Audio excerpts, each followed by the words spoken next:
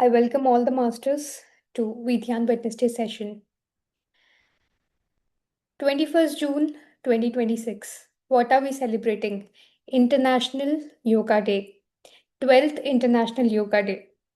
And thanks to our Prime Minister Narendra Modi ji, who has made this culture of yoga very, very, very popular, especially in India.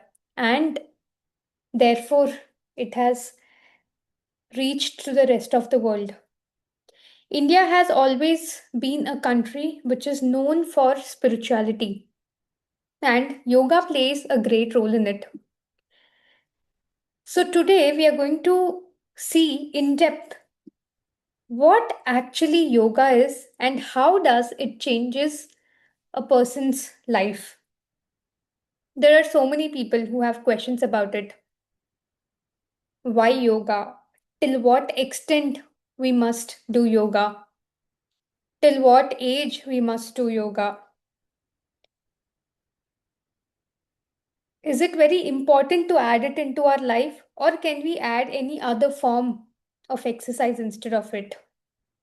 So, today, all our doubts on yoga is going to get cleared. And when we think about yoga, the first person who comes into our mind is Patanjali, Maharshi Patanjali, isn't it? Maharshi Patanjali was one of the revered sages in the Indian spiritual history.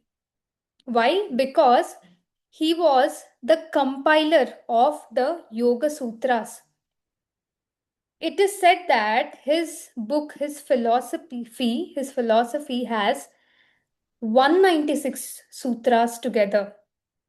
He has compiled from all the great scripts which tells about yoga.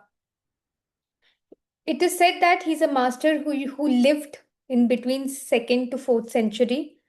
Of course, there is no strong evidence exactly in what years he lived. And also in India, in Indian tradition, Maharshi Patanjali is often honored for his contribution, just not in yoga, but also in the field of grammar and Ayurveda. So he was a very great master. And why did he choose the path of yoga? Because according to Maharshi Patanjali, human suffering always arised because of the mind, which is constantly disturbed by desires, fears, attachments, ego identifications, endless thoughts. And to be very honest, day to day, every person suffers from it. Imagine he was from the 2nd to 4th century. Today we are in 21st century. So many centuries passed, decades, years, aeons passed, but a man is still suffering with the same mind. He observed that people seek happiness outside themselves and they continue to suffer. So, he taught yoga as a scientific method to understand the mind so as to reduce the sufferings so that a person can gain the inner peace and therefore he can understand his own true nature.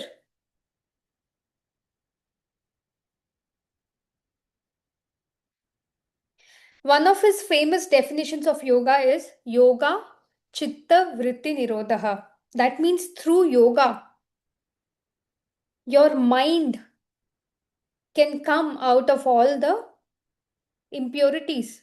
Yoga is the way to calm down the fluctuations of the mind. So, Patanjali ji always said when the mind becomes still, we experience our true self. So, let us go in deep. What did Maharshi Patanjali teach? What did he teach specifically about yoga? So, when we say yoga, we have first thing which comes to our mind is asanas, correct? When we say yoga, when we think about yoga class, first thing which comes into our mind is asanas. Now, let us understand from the point of view of Patanjali ji, Maharshi Patanjali, what is a full complete package of yoga?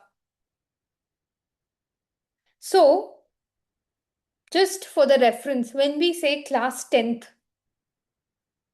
we will imagine a boy or a girl who's going to study subjects which will include languages, Hindi, Sanskrit, Telugu, or the regional language, English, math, science, social, and if anything is missed, that one. So basically, it will cover certain subjects which together forms a syllabus of 10th. Similarly, yoga is a syllabus which covers 8 steps or 8 parts or 8 dimensions, in which asanas is one dimension.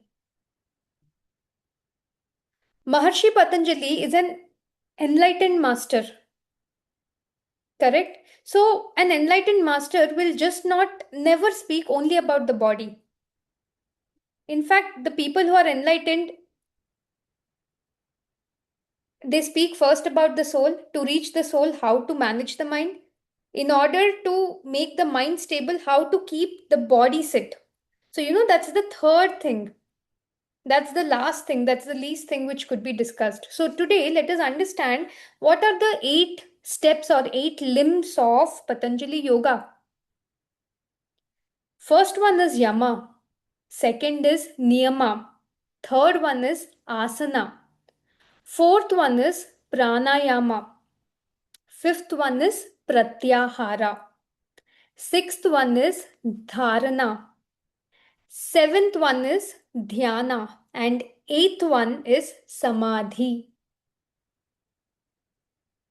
So you see, Yama, Niyama, Asana. Asana comes as the third limb. Means you can say if there are 8 dimensions in yoga, it is one of the dimension of yoga. As a master of spirituality, we must understand how many limbs are there, which limb is what, and how does it helps a person overall for towards self-realization. So let us understand step by step. The first step, the first limb is Yama. What is Yama? Yama means how to treat others. That means to be a good human being. Human is a connective person. When we say humans, we don't isolate. We spend our time with people. We live in society. So therefore, the first rule is Yama. That means how to treat others. That means to be a good human being. And what are the rules of being a good human being?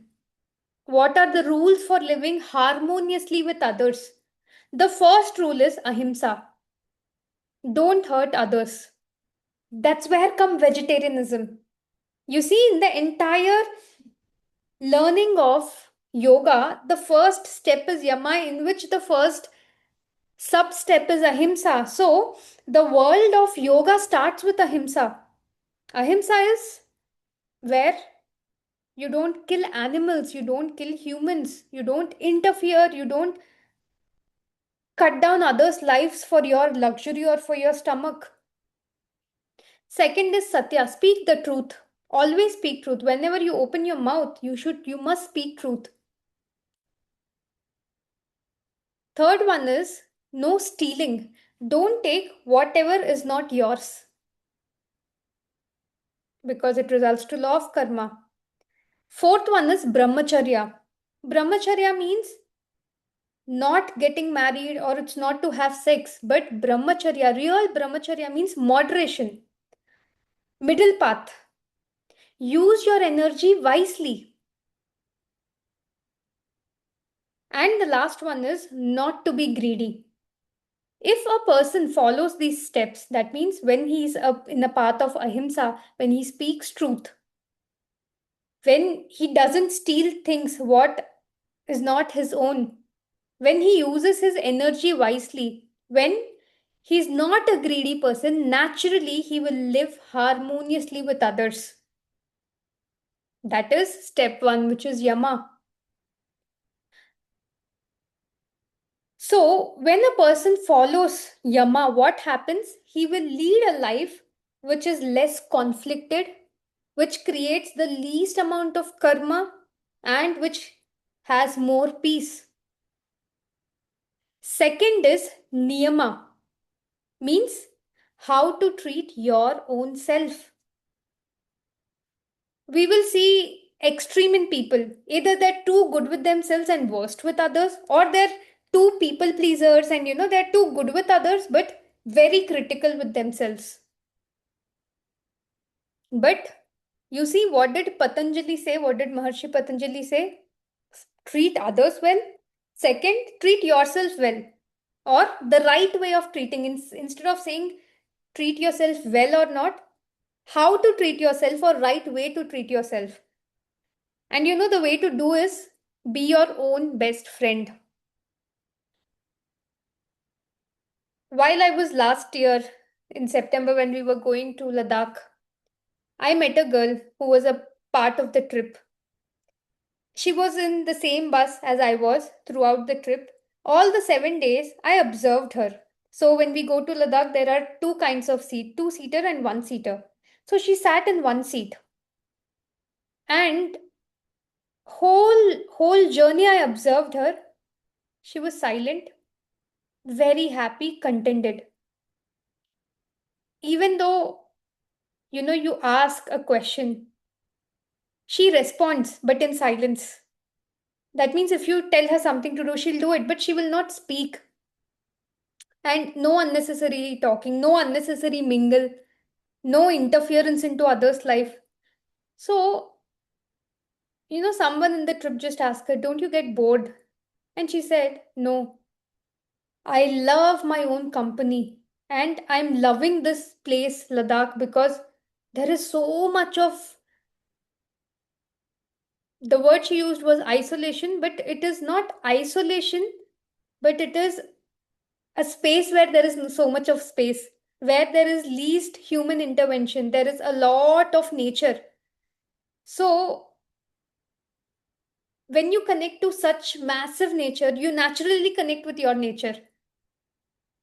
After coming back from Ladakh, it took so many months for me to come back to, come out of the hangover of Ladakh.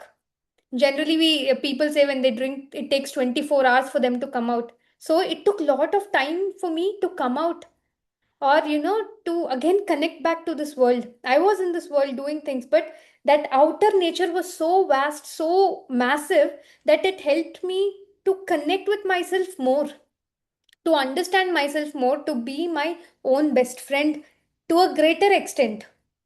So in niyama, you understand how you treat your own self. So these are nothing but the personal habits that help you grow, to keep yourself pure, to keep your body pure, food pure, your thoughts pure. So here you have to keep yourself pure. Second is you must learn to be contented. It is not important to be busy, but it is important to be contented. There's so many people who are very busy yet not satisfied. There's so many people, no, there are few people who may do things, may not do things, but deeply they're very contented, very satisfied. And that is very important for the soul's growth. I'm giving this session right now, and I'm very deeply satisfied. Every time, of course, there's a great scope of improvisation, to connect, to speak. There's a lot of areas of improvisations. But right now, in this moment, with the knowledge I have, with how much experience I have, the kind of delivery I'm giving, I'm very satisfied, because I'm better than my previous session. And that betterment naturally comes because I'm aware. So, in every action, I'm very much contented. So many years which I've spent, so many experiences I have had, so much of meditation I have done, I have taught, so many women that I have empowered. I'm satisfied so far. Yet, there is so much. My goals, my visions, my dreams are very high, they are very massive. But at this point of time, am I satisfied? Yes, deeply satisfied. Because it directly impacts my soul's growth. When I'm satisfied, I attract more right people, right opportunities. But if I am not satisfied, what happens? People repel, opportunities repel because the energies are like that. So when you are a contented person, naturally you will attract right energies, right people, right purpose, right places, right network, right knowledge, right channel, right events that you must organize. So, one quality for seeing it's just a simple quality, but it has so much of significance in your life, it impacts your life in a very greater way. Next is practice discipline. Whatever you do, you must practice discipline in your life every day. It could be with a very small thing of drinking water, or it could be everyday practicing meditation, or it could be everyday waking up at one time. Anything, it could be anything. Do it in a disciplined way. And what is discipline? Do every day with commitment till the last breath of your life. Discipline, a routine. You are in a routine. It highly makes you a stabilized person. So it highly makes you a stabilized person. Whenever any person is in a routine, they're very stable people. Their energies are very stable. And the next one is you must always learn about yourself. You must always introspect. How are your thoughts? How are your emotions? Are you in the right path? What have you learned today? What are your concerns today? What is bothering you today? How is your energy feel today in this moment? Every moment you must learn and learn and learn more about yourself. Every day I do a lot of introspection about myself. If anyone from outside will see, they'll think I'm so self obsessed. No, I want to learn so many dimensions, every degree in myself. And there's nothing wrong in it. When you understand yourself better, you understand others better because you and others are same. Either you connect with them or you connect with yourself. Both will lead to the growth. So, whatever you are interested in, others or yourself. But in Niyama, you must learn about yourself. And the last one is trust the higher intelligence of life. Always. Lot of people fail here, especially when situations, worried situations or complicated situations or fears enter into your life. Many people fail here to trust the higher intelligence. You must always remind yourself, you must always, especially when situations are hard on you, you must always trust the higher intelligence. You must always trust, yes, there is a higher power, a guru, your own soul's plan, whatever you name it. But your trust should not shake, it should not go. When the days are normal, we don't need trust on the higher source, correct? Anyway, things are going fine. But when the things are not going fine, don't lose that hope. Nobody is there, nobody is helping me, my life is complicated. No. Remember, every soul has three soul guides. They're only appointed to take care of your soul. So, how can you think nobody is there to take care of me? There are souls. There is a universe working for you. You have come from the world, and that entire world is looking upon you. So, you're not alone. Trust the higher intelligence always, especially when the situations are not in your hand. You know, I always trust the higher intelligence, always, not only bad days, good days, bad days, all days. I know, I know for a fact, for a reason, because I have seen it, because I have experienced it. There are so many worlds, so many people just watching what are you doing, just there to support you when you're walking on the path of truth. So trust the higher intelligence. Always trust.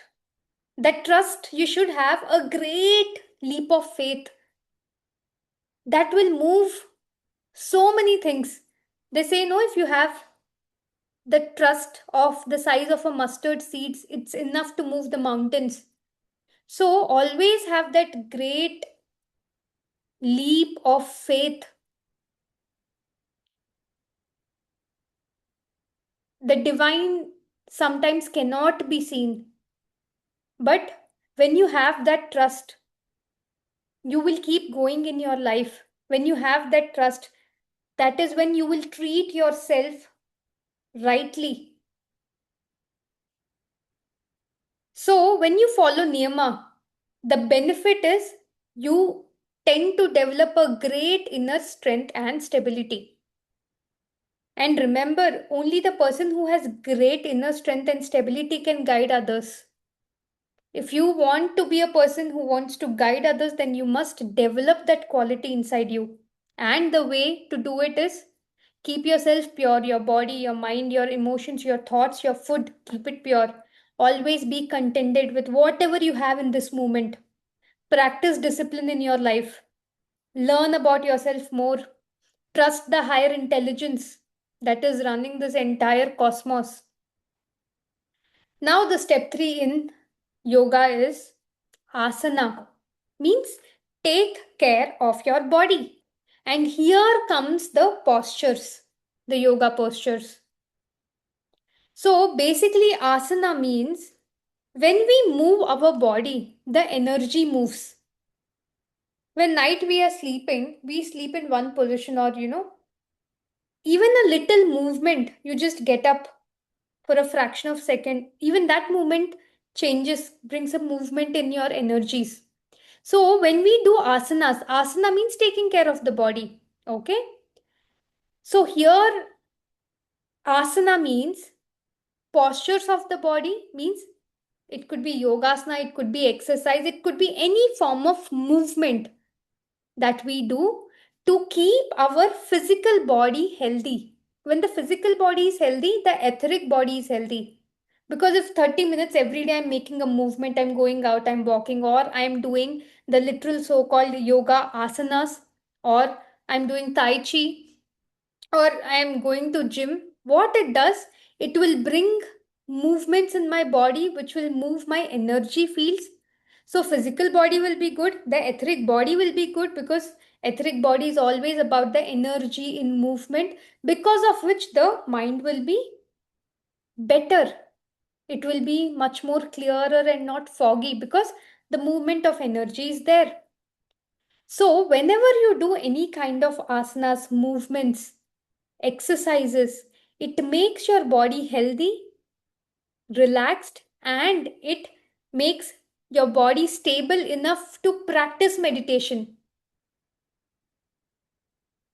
So, the benefit that you get by practicing yoga, asanas, or any kind of asanas or exercises is the body stops distracting you. When you sit in meditation, if the body is not healthy, you'll start getting pains, or you'll start moving, or the body is not stabilized. But if you keep moving your body enough, so the body will stop distracting you. Just not in meditation. If anything is not proper in your body, that will take away a lot of your energy and concentration, right? If suppose your health is perfect and then you focus on your mind, it will show you thousands of concerns. But if a person is unhealthy, his only concern will be his health, his body. That means body is distracting an unhealthy person, right? So you must, when you do asana, okay, when you, which is when you take care of your body, The benefit you get is the body stops distracting you. The fourth limb, the step 4 is pranayama. Pranayama means master your breath. When a person masters their breath, here mastering breath means not forceful way of breathing. Many people force the breath. They intake 1, 2, 3, 4, they count, then they exhale. That is forcing of the breath.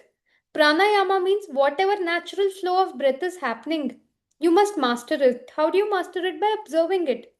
When you master your breath, you master your mind. Because breath and mind are deeply connected. Mastering your breath means whatever is naturally happening, natural breathing is happening. When you observe it, when you watch it like a watchman, you master it.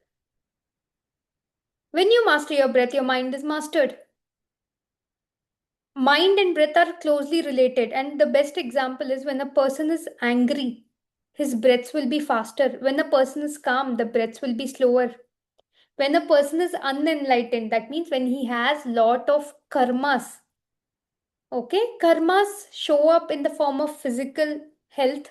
Health is not good, or emotions are very burdened, or mind is very chaotic, always zoned out. When all these things happen, you naturally observe a person's breath will not be deeper, even on day to day life. But when the karmas gets dissolved, the breaths will become much more deeper, slower. Therefore, the person is calmer. You'll always see an enlightened master. They'll be very calm because their breath is very calm, because they have mastered the mind, because they have mastered their breath. And mastering your breath is nothing but meditation. So, pranayama is nothing but mastering your breath, which is nothing but meditation. But of course, even in normal times, I do this technique a lot of times. Whenever anything is not, you know, is not happening as you are thinking, or there are many times when the situations are out of control, or when lot of challenging situations comes, or challenging people come, or lot of things happens in our life which is not happening as per what we have planned, correct?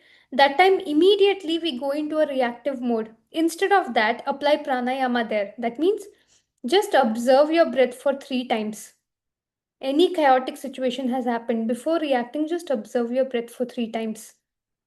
It will instantly calm down your mind, and reaction will turn into response. So, the benefits of pranayama is emotional balance. You'll be a much more better balanced person. Step 5 is pratyahara, turning inward. That means stop being controlled by the outside world. Today, a phone rings, attention goes there. Someone praises you, your attention goes there. You be happy. Someone criticizes you, you be sad. Pratyahara means you choose where your attention goes.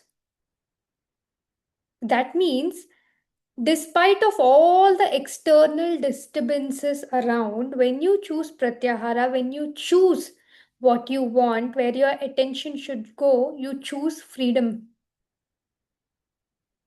A very famous statement by Bruce Lee. Someone asked him, how do you how do you attain peace? And beautiful answer given by him is, I don't attain peace, I choose peace. That means I am not going somewhere, but I'm choosing to live with it. Like if there is a conflict happening just next to you, you're in an airport, there's a conflict happening, few people are fighting, you're there.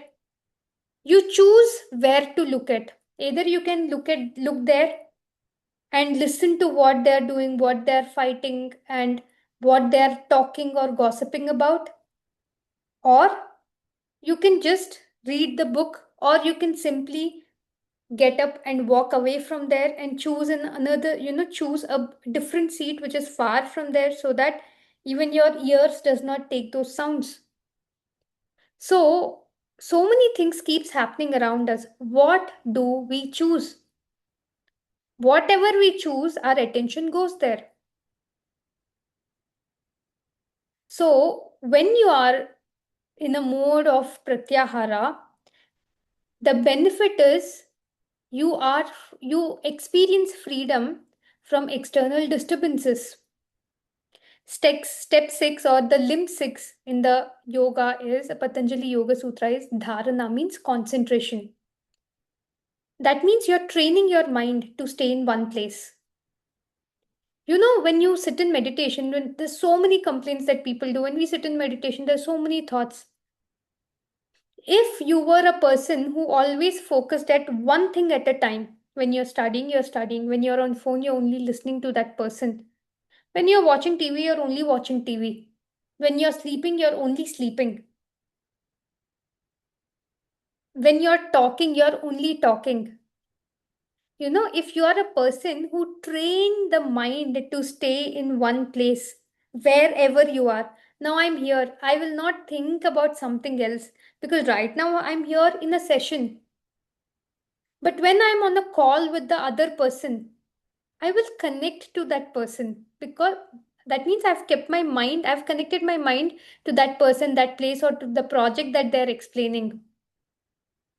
But generally, what people do, whatever task is in hand, except that, or along with that, the mind jumps from past to future, worries to desires.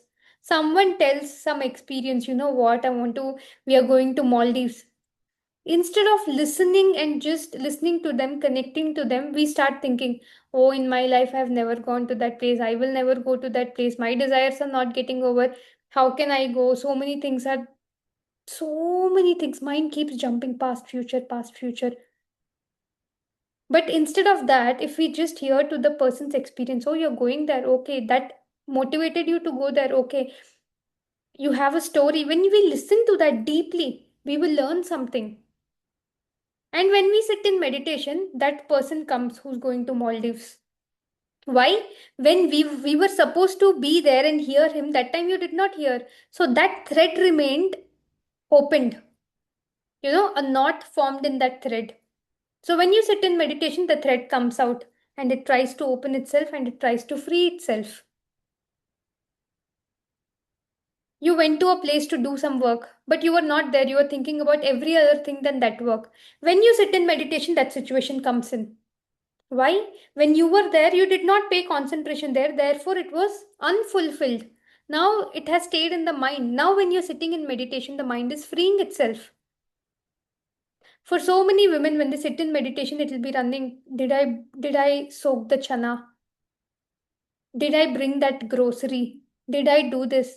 Because when they were supposed to do it, the mind was somewhere else. Therefore, that task was incomplete. Now, when they sit in meditation, the older task comes. Imagine how many threads of thoughts are still there to get opened and released. So when you sit in meditation, naturally all the thoughts comes and people complain thoughts are coming. But if you have dharana in your life, which is concentration, training your mind to stay in the place where you are. When you do that, dharana means bringing your mind back to one object, one project, one thing which is running right now. So when a person practices meditation, he'll only be with the breath because he has trained his mind to be where he is. Doesn't matter how many minutes you meditate, even if you meditate for 10 minutes, in that 10 minutes, if you're with your breath, how beautifully the meditation will happen. So when you practice dharana in your day-to-day life, your dhyana also becomes perfect. So every time the mind wanders, bring it back. That means you're in dharana. So whenever a person practices dharana, what happens? The focus and the mind power of a person increases. The seventh step, which is the favorite step of every meditator, is dhyana, which is meditation. So in the Yoga Sutras, in the limbs of yoga, the seventh step is meditation. which is being with your normal and natural breathing.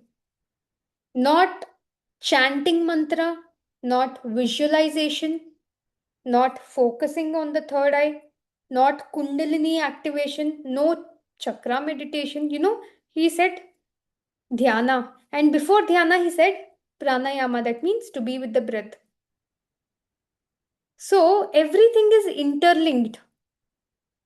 When we meditate, which meditation? Right meditation. What happens? A person starts experiencing, a person starts becoming more present. When a person starts practicing meditation, the result is, or when he practices meditation, he chooses peace, he chooses joy, he chooses clarity, the confusion goes away, the anxiety mind, the confused mind disappears, joy arises from the soul. After meditation, he'll see there's lot of peace, satisfaction. And to come into meditation, the above six things are the six limbs of yoga is very important. It helps, it complements meditation. And when we meditate, what happens is the eighth step, which is samadhi sthiti. That means union with everything, sahasrara sthiti, where the meditator who is meditating disappears. So first you're watching the breath, dhyana. Then what remains after that? Awareness. So there is no struggle, no ego, no separation. So here the yoga is to be with yourself. So there's only peace, there's only pure consciousness. And finally, what is the benefit of samadhi is self-realization. Self-realization, you're the soul. Some people ask me, did you experience samadhi sthiti? I say, yes, I've experienced it countless number of times.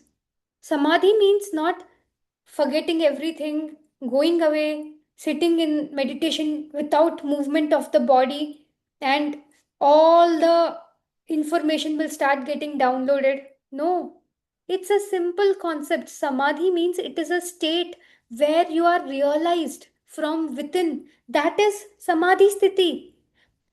When you are a realized person, you get answers from within. Samadhi means you get the solutions, not from textbooks, not from people. You don't search outside. You just sit in meditation and self realization happens. That self realization, it leads to liberation. From what? From suffering. If you're not suffering, you are a self realized person, and self realization is a benefit of being in samadhi sthiti. Samadhi means you're having samadhan of everything. How? Not by questioning, but with realization. So, yama, niyama, asana, pranayama, pratyahara, dharana, dhyana, samadhi. This is Patanjali's Ashtanga Yoga Sutra, where you must know how to treat others, where you must know how to treat yourself rightly, where you know what are the right asanas so that your body is flexible, where you know pranayama, being with the breath, is the right practice of meditation. Pratyahara, you ignore all the distractions which is there in your life by choosing where the attention must flow. Dharana means the right focus of the mind. Dhyana, observing your normal and natural breath for the eighth step, which is the final step. When you, after seventh comes the eighth, samadhi sthiti, self realization, enlightenment. So everything is interlinked. All petals of the flowers are interlinked. One leads to other. By being in himsa, that means if you're not good to others, you cannot attain enlightenment. If you're not treating yourself well, you cannot attain enlightenment. If your body is not flexible, your body doesn't have asana, When some people say we're not able to sit in meditation, the body is not allowing. That means asana siddhi is not there. So asana is very important. Observing your breath, natural breath is very important. Cutting down all the unnecessary things in your life is very important. Focus of your mind is very important. Meditation is very, very important. And what comes is samadhi sthiti. So, as a master of meditation, as a master, as an enlightened masters, we must know that there are 8 limbs to yoga. And what could be the best day than to know about yoga on this 21st June, which is celebrated as International Yoga Day? So, the great news is through Vidhyan, whenever we organize trips, meditation tours in Himalayas, and in July, from July 24th to 30th, we are going to Leh Ladakh, a great Himalayan trip which is governed under the energies of Lord Shiva and which is directed by my Guruji Patriji. So it is going to be a great transformational trip to everybody, to all the masters who are attending. Almost so many people have enrolled. Still, last few seats are open for registration. So in this Ladakh trip, this time we are doing it in a very different way, where we are going to the most powerful places in Ladakh, and we are going to meditate every day. There's going to be workshop happening where we will understand ourselves better, understanding the self better. I told no niyama, it will happen this time consciously. We are going to do it.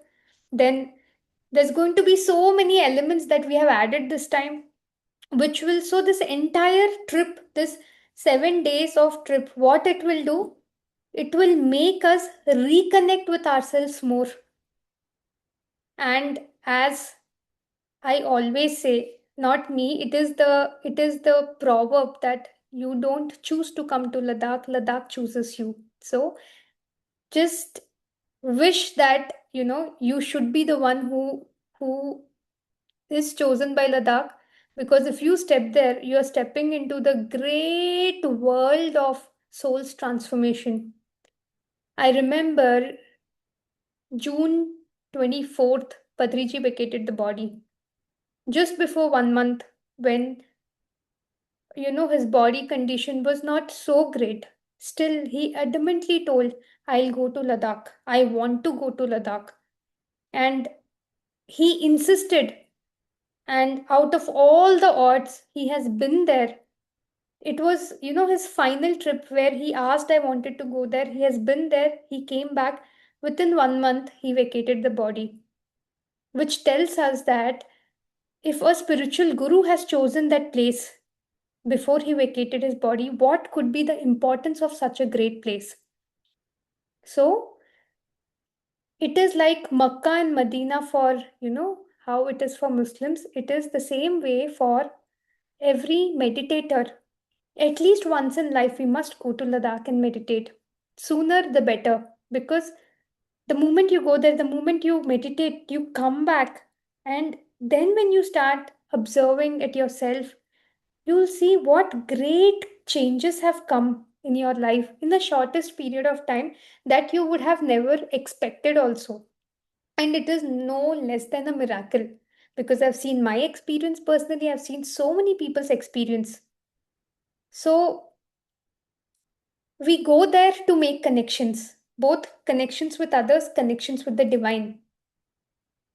So, sometimes women tell, Ma'am, I'm coming alone. So many women, let me tell you, come to this trip solo. Okay. So, there's a combination of women coming solo, sometimes with family, different combinations.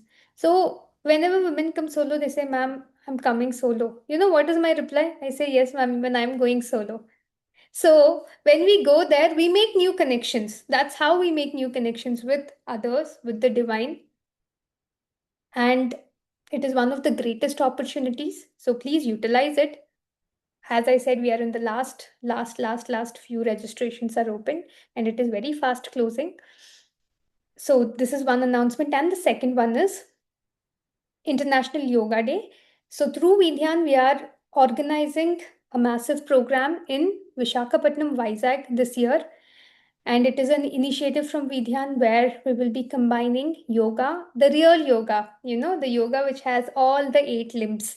And our master Sneha from Hyderabad, the Vidyan, she's from Vidyan core committee member. She's going to lead this time for us.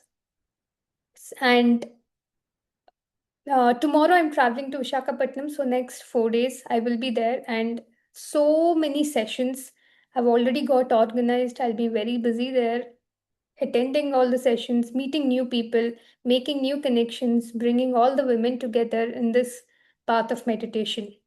And the third announcement is on 5th of July, which is, I think, no less than 2 weeks, 3 weeks from now, a great milestone in Vidyan's journey, which is Vidyan Office Come Meditation Center, is going to have a grand release. So many people across our country, India, and few people outside India, from different parts of the world are traveling for this event. They'll be there on that day.